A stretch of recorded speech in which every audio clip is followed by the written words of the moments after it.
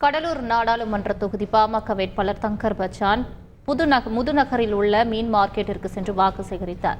அங்கு மீன் விற்கும் பெண்களிடம் மீன்களின் எடை, விலை உள்ளிட்டவற்றை பற்றி கேட்டு தெரிந்து கொண்டார்.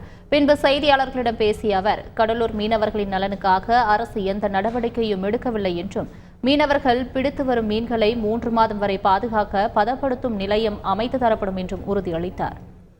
இருக்கக்கூடிய மீனவர்களுடைய சிக்கல்கள் அடிப்படை கடலூர்னாலே மீன் தான், கடல் இருக்கிற ஊர் இது. அங்க மீனவர்களை இவங்க கண்டுக்கவே இல்லை. ஏன்னா நான் போய் எல்லாம் ஒரு ஊராக மீனவர்களை பார்த்துட்டு வந்தேன். மீனவர்களை யார் ஆட்சியாளர்கள் போய் பார்த்தீங்க? அவங்களுடைய தேவைகளை என்ன சரி பண்ணீங்க?